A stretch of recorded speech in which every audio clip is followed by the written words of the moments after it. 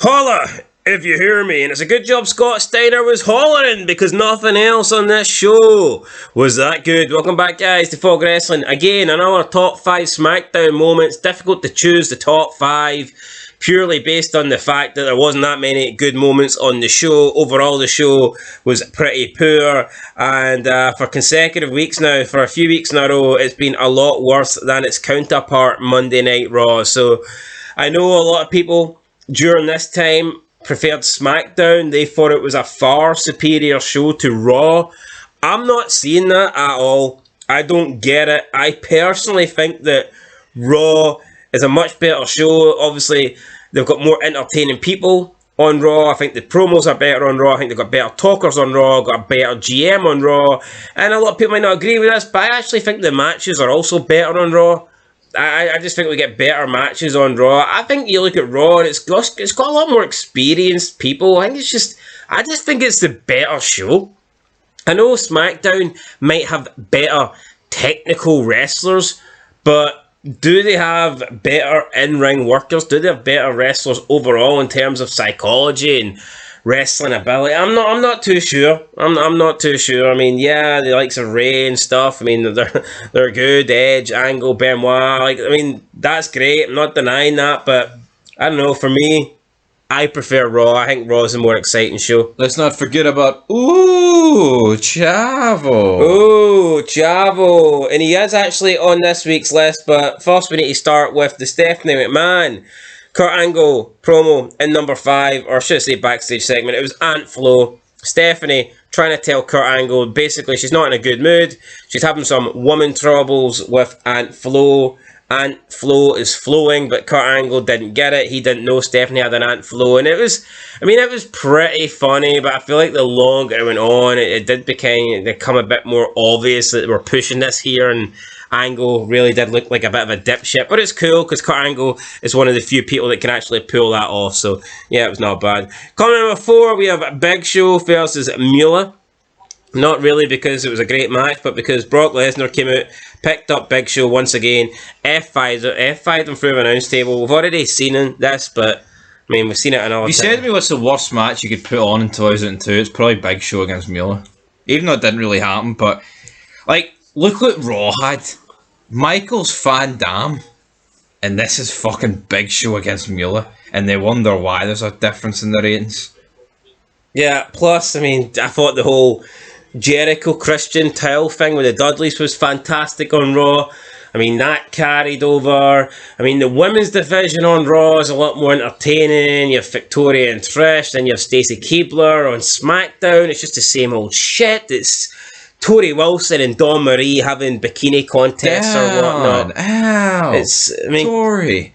I don't know. For me, I think Raw is much better. Anyway, coming to number 3, we have Eddie and Chavo versus Benoit and Angle. Tag team titles. I mean, it was a decent match, but again, I've seen it so many times. Enough is enough, and it's time for a change. I didn't like the match. Not that it's just I'm sick of it. As Owen Hart would say, enough is enough, and it's time for a change. There is no match, right, or amount of people you want to see wrestle each other every week. No, there's no reason for it. Like, because whether right now maybe the same team with an S don't take each other on, but it will change each week. It will be the Guerreros against Angle and Benoit. The next week, the Guerreros against Edge and Ray. The next week, vice versa. Or a combination of single matches. Yes. Using the 3 teams and 6 individuals. This Angle run, right, where he wins the belt against Big Show and takes on. But even his match against Benoit, it's like at the Rumble. We've just had Angle. We've literally had so much Angle versus Benoit. Tonight, the partners collide. Who will win? Who will come up?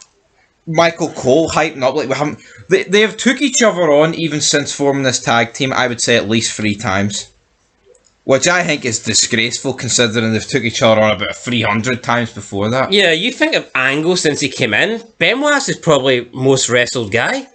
Yeah, honestly. Sick of seeing it now. In 2023, I'd pay money to see it, but well, I don't think you're going to see it. No, we've got Kurt Angle, who's like double knee replacement. We could have. I mean, we could have maybe got it in 2006 if Angle didn't leave, and then Benoit got transferred to ECW. But but that didn't happen. Kurt went to TNA and Benoit went to hell, motherfucker. You know what? I think that was I wasn't expecting that draft. But yeah, no, for me, I think the worst. You got the red brand, the extra red brand. I think the worst matches you can get. I've never enjoyed these 7 series, best of 7 series. No. I have never enjoyed one of them. I know Booker and Benoit had it in WWE. I think they also had it in WCW. I bet Randy Orton took over that. What? Randy Orton took Booker T's place the last couple of matches. I don't know, not the last couple, did he? He did, The final one. the final couple of matches. The final one at 3-3. I'm pretty sure he did. No, I think he did it 1 week. I don't think he did it all the I think weeks. he did it a few weeks. Well, you make it out as if they've only done it once. They've done it quite a lot of times, and it's shit. I think it's even worse so when someone takes your spot. Yeah, but wait, let's see. I mean, we know how it works, right? See if they're doing a best of 7 series, you know it's going 3-3 and it's going to the final match. Yep. And it fucking sucks. That's the I problem. hate those I hate those series. Who wants to watch 7 weeks? Remember they had it with Sheamus and Cesaro? Oh, Oh, for God's sake. How bad was that? We are the bar. Fuck the bar. Coming to number 2, we have Cena and Matt Hardy winning a tag team match against Edge and Ray. It's weird how Edge and Ray were champs and they've been getting pushed as the SmackDown 6 and then they just lost to 2 guys that could barely buy a win. Even though Matt did have a couple of victories over The Undertaker, still. Chavo is a jobber. Eddie is a junkie. Sorry to burst his fucking bubble, right?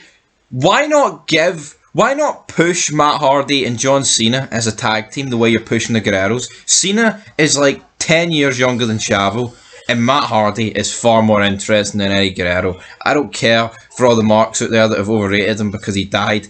Matt Hardy, version 1, underrated. Eddie Guerrero talking about tacos and fucking lowriders ain't doing it for me. See if you had to give Eddie Guerrero an overall rating out of 10 for his career, what would it be? Because I personally think If you give it above a 7, 8 would be the max you could give him. yeah, I would give him 7. I couldn't give it an 8.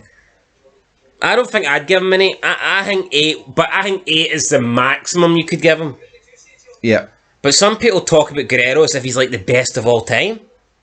I just don't see it. I would say 6 is minimum, 8 is maximum.